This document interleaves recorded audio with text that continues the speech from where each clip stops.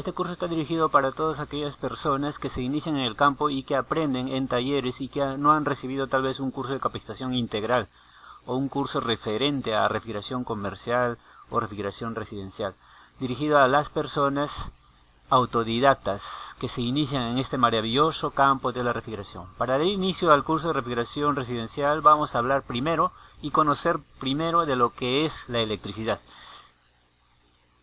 Vamos a hablar del voltaje o tensión eléctrica. Antes de esto tenemos que tener en cuenta que todo lo que nuestros ojos pueden ver alrededor nuestro está formado por electrones. Los televisores, una mesa, las telas, cuadernos, libros, cualquier material que ustedes vean están formados por electrones. Y los electrones no se ven, no se pueden ver. ¿Y qué pasa con el electrón? Gracias al electrón existe la electricidad. Sin el electrón no tuviera razón de hablar o de estar hablando de lo que es la corriente eléctrica. El electrón se encuentra con mucha más facilidad para moverse en todos los metales. ¿Ya? Eso hay que tener en cuenta. Los artefactos electrodomésticos como los refrigeradores, congeladores, cámaras frigoríficas están hechos por partes metálicas. Los conductores están hechos, el motor está hecho de material de cobre. El cobre es un metal y por ser metal, entonces los electrones que forman al cobre son electrones que pueden moverse rápidamente, están ágiles, se pueden mover. Y es necesario que los electrones dentro de un conductor se muevan para que puedan producir campo magnético en las bobinas del motor y dar movimiento al compresor, que es la parte mecánica, para de esta manera poder bombear el gas refrigerante. ¿Ya? Entonces, el electrón en un televisor, ¿qué es lo que hace? Circula por los metales y los semimetales o semiconductores y producen efectos o fenómenos físicos y dan origen a la luz, a los colores, al sonido. ¿Ya? En las lámparas de iluminación los electrones fluyen, reaccionan, por ejemplo, una lámpara fluorescente reaccionan con el argón o con el mercurio y originan la luz blanca, ¿no? Y así. Entonces, sin el electrón no existiera la electricidad. ¿Y qué es necesario para poner en movimiento a los electrones? Porque los electrones no se mueven por sí solos. Es necesario que un electrón o los electrones o los millones de electrones que existen dentro de los metales se muevan para que recién de esta manera nuestros artefactos electrodomésticos puedan funcionar y cumplir la función para la cual han sido fabricados. Entonces, necesitamos una fuerza que ponga en movimiento a los electrones. ¿Cómo se llama esa fuerza? Esa fuerza se llama el voltaje o tensión eléctrica. Entonces, ¿cuál es el concepto del voltaje? Dice que es la fuerza que pone en movimiento a los electrones que se encuentran en materiales conductores de electricidad. Ya sabemos que los materiales conductores de electricidad son todos los metales. ¿Y cuáles son esos conductores eléctricos o esos metales? Son el oro, la plata, el aluminio y el cobre. Lo que más usamos en los artefactos electrodomésticos es el cobre, ¿no? Es el material conductor que mayormente se comercializa y por lo tanto es un metal. Y como es un metal, por lo tanto los electrones se van a mover muy rápidamente. Es decir, que los metales ofrecen poca resistencia al flujo de electrones. Es decir, son altamente conductivos de electricidad. ¿Y cuáles son los materiales que se oponen al flujo de electrones? Donde los electrones no se mueven con facilidad, por lo tanto son malos conductores de la electricidad. Son la madera seca, el vidrio, el papel, la cerámica, etcétera, ¿no? Todos aquellos materiales que no permiten y no favorecen al flujo de electrones. Ustedes asuman al electrón como algo tan pequeñito que se encuentra dentro de los cables eléctricos, pero que no se puede ver. Pero que esos electrones en las maderas, en los aislantes eléctricos, son electrones perezosos, gordos, que no se mueven. Así tú le aplicas una tensión de 220, no se van a mover. No se van a mover con facilidad.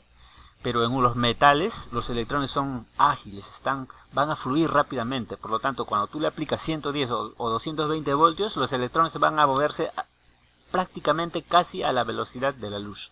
Entonces, esos son buenos conductores de la electricidad, todos los metales. ¿Ya? Entonces dice, ¿dónde encontramos el voltaje? ¿Dónde encontramos a esta fuerza que va a poner en movimiento a los electrones? Dice, se encuentra en los tomacorrientes de nuestras casas, en las borneras de los medidores, en una batería de carro, etc. Ahí se encuentra el voltaje. Las empresas eléctricas nos proveen electricidad o tensión eléctrica a nuestras casas a través de un medidor, ¿no? Y nos dejan ahí las borneras, una llave termomagnética, y de ahí es donde nosotros cableamos hacia nuestro tablero principal de nuestras viviendas. Ahí existe el voltaje, ahí está el voltaje que va a poner en movimiento a los electrones. En algunos países este voltaje es de 110 voltios y en otros países es de 220 voltios. Este voltaje también se encuentra en una batería de carro. Esta batería es la que va a poner en movimiento a los electrones para que un automóvil pueda encender. En una pila, ¿no?, de 1.5 voltios existe voltaje que va a poner en movimiento a los artefactos, por ejemplo, en una linterna, ¿no? Para que se produzca la iluminación utilizan pilas o baterías. En nuestros tableros eléctricos, como dije, ¿no?, a nuestro tablero eléctrico las empresas eléctricas nos entregan 110 voltios o 120 voltios. De ahí se realiza un cableado hacia nuestras lámparas de iluminación, interruptor, y hacia unos tomacorrientes. En estos tomacorrientes, en estos agujeritos que ustedes ven, ahí existe el voltaje, tal vez 120 voltios o tal vez 220 voltios. Por lo tanto, todavía no existe la corriente eléctrica, porque la corriente eléctrica es cuando los electrones ya se mueven. Pero acá, si yo quisiera medir cuántos voltios hay acá, agarro un instrumento, ¿no?, y puedo medir el voltaje que está llegando acá. Y por lo tanto, de esa manera me enteraría de cuál es la fuerza que va a poner en movimiento a los electrones. Como dijimos, en algunos países es de 120 voltios. Ahora, para entender mejor, vamos a ver aquí un video. Ya, en este video vamos a ver cómo fluye la corriente eléctrica. Ya, cómo se produce el flujo de electrones. Sin la electricidad no existiría la corriente eléctrica, no existiría la iluminación, ¿no? Porque dentro de estas linternas que ustedes ven existe una batería que va a poner en movimiento a los electrones. Dice, corriente eléctrica es flujo de electrones. Cuando yo enchufo, bueno, acá nos presentan a un átomo. Nosotros no vamos a hablar de los átomos, no vamos a hacer más problemas, no. No vamos a investigar qué es un átomo, pero un átomo, lo más importante para nosotros es los electrones del átomo. Entonces, cuando yo enchufo algo a un tomacorriente, lo que va a fluir es electrones. Solamente ustedes eso tengan en cuenta. Flujo de electrones. A través de ese conductor, mira, lo que están fluyendo son electrones, unas bolitas chiquitas que nosotros no lo podemos ver. En un hogar funcionando, es todo por los cables eléctricos, fluyen electrones nada más. Gracias a los electrones se produce el flujo de corriente o la corriente eléctrica, que existen dos tipos de voltaje. Voltaje alterno y voltaje continuo, que eso lo vamos a hablar posteriormente. Simplemente ustedes resúmanlo en flujo de electrones, nada más, ¿ya? Eso es corriente eléctrica, ¿no? Pero ya dijimos que para que exista corriente eléctrica es necesario que haya una fuerza que ponga en movimiento a esos electrones, ¿ya? Entonces, ahora, yo ya sé que aquí llega un voltaje, ¿no? En este tomacorriente hay un voltaje, hay una fuerza que va a poner en movimiento a los electrones. Pero ¿cómo mido el voltaje? ¿Cómo lo mido? Todo en la vida es medido. Yo mido el tiempo, ¿en qué? En segundos, ¿no? Compro papas o compro camotes, ¿en qué los mido? En gramos o kilogramos. Entonces todo es medido. Entonces el voltaje o la fuerza que va a poner en movimiento a los electrones, la unidad de medida de ese voltaje, de esa fuerza, es el voltio, ¿ya? Es el voltio. La fuerza que va a poner en movimiento esa unidad de medición es el voltio. La abreviatura es la V mayúscula, ¿ya? Ahora, ¿qué instrumento uso para medir el voltaje? Es el voltímetro, ¿no? O caso contrario, se usa en estos tiempos ya el multímetro, en el modo o en la función voltímetro. Por eso se llama el multímetro o multitester, ¿no? Que tiene varios parámetros para poder medir. Dentro de una de ellas está el voltímetro. Entonces yo tendría que seleccionar el selector de mi instrumento en la opción voltaje o voltímetro para poder medir la fuerza que va a poner en movimiento a los electrones, es decir, el voltio. Existen dos tipos de voltaje, ¿ya? Para nosotros vamos a abreviarlo, dos tipos de voltaje. El voltaje alterno, dice que es el voltaje que nos proveen las empresas eléctricas, las cuales son generadas en las centrales hidroeléctricas. En la mayor parte, la corriente alterna es generada en las centrales hidroeléctricas. Todos los artefactos electrodomésticos funcionan con voltaje alterno, ¿ya? Y este tipo de voltaje es el más usado en la industria y en los hogares de la población. Es decir, ¿dónde encontramos este voltaje alterno? En este tomacorriente, ¿ya? Ahí lo encontramos. ¿Y cómo lo reconocemos simbólicamente? A través de este símbolo, donde dentro de esta circunferencia se encuentra la onda senoidal, que representa la alternancia, la variación del voltaje. Esto nos representa un voltaje alterno. O de lo contrario, la V, pero encima de la V tiene que estar la onda senoidal. Cuando ustedes vean esta letra, la V, y encima este símbolo, quiere decir que es voltaje alterno. O caso contrario, vean estas letras, VAC. Cuando vean estas letras, VAC, voltaje de corriente alterna, son las iniciales de la palabra en inglés, significa voltaje alterno. Por lo tanto, si yo voy a usar mi instrumento, este instrumento, para medir voltaje alterno, ¿a dónde desplazaría el selector? Lo desplazaría, si quiero medir voltaje alterno, lo desplazaría donde está el símbolo de voltaje alterno. Acá ustedes ven la V y al costado está la onda senoidal, ¿no? A un costado, al lado derecho está la onda senoidal. Quiere decir que en todo este rango yo puedo medir voltaje alterno, ¿ya? Voltaje alterno, tienen que tener muy en cuenta. De los otros parámetros eléctricos, del amperaje, del ohmiaje, vamos a hablar posteriormente, ¿ya? Hoy estamos hablando de lo que es voltaje o de la fuerza que pone en movimiento a los electrones. Este es otro instrumento. ¿Dónde pondría o desplazaría el selector para medir voltaje alterno? En este instrumento lo desplazaría aquí. Mira, aquí está la V y al lado izquierdo lo tiene la onda senoidal, ¿no? Entonces ahí, solo ahí voy a poder medir voltaje alterno. Después de, como dije, de los otros parámetros eléctricos, posteriormente vamos a hablar. Este es otro instrumento, tal vez diferente, pero siempre es intuitivo, no es nada difícil. Quiero medir voltaje alterno, ¿dónde pongo el selector? Oh, mira, acá el selector acá dice MV, milivoltios, mide acá, ¿no? Milivoltios, y también acá mide voltios, pero dice acá voltaje AC, es decir, alterno, y voltaje corriente directa. Pero ustedes observando bien pondrían el selector acá, voltaje alterno y voltaje continuo, mide acá, pero ¿cómo sé? Yo solamente debo medir uno solo, el botón es voltaje alterno, pero en este caso, en este modelo de instrumento, tengo que pulsar este botón azul para que se aparezca en la pantalla AC. Si se aparece en la pantalla AC, entonces mi instrumento solo en esa posición va a poder medir voltaje alterno. Y si aparece en la pantalla DC, como en este caso que está apareciendo DC, quiere decir que mi instrumento solo va a poder medir voltaje directo o de corriente continua, ¿ya? Eso vamos a hablarlo después. Y acá existe otro tipo de instrumento. El instrumento que más nosotros como técnicos en refrigeración vamos a usar es este tipo de instrumento, ¿ya? La pinza amperimétrica, que es un multímetro también, que hace las funciones de este instrumento. Este instrumento es más usado por los técnicos que se dedican a la electrónica, mas este instrumento también mide muchos parámetros eléctricos que nos sirven más, y es más fácil de usar para nosotros para poder medir las corrientes eléctricas de los motores, y de una manera fácil a través de esta pinza. Posteriormente también vamos a enseñar a usar este instrumento. Ahora, existe acá, estamos presentando ahora el voltaje continuo. Ya habíamos hablado del voltaje alterno, ¿no? Arriba hablamos del voltaje alterno, que es lo que nos proveen las empresas eléctricas. Pero ahora vamos a hablar del voltaje continuo o directo. Dice, es el voltaje que encontramos ¿en dónde? En las baterías. Es decir, que esto no nos proveen las empresas eléctricas, no nos proveen corriente continua. ¿Dónde encontramos el voltaje continuo?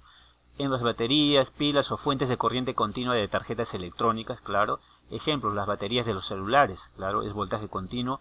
Cargador del celular, internamente de la tarjeta electrónica de un cargador celular, nos provee voltaje continuo. En las fuentes de TV, internamente las tarjetas eléctricas de las televisores nos proveen voltaje continuo.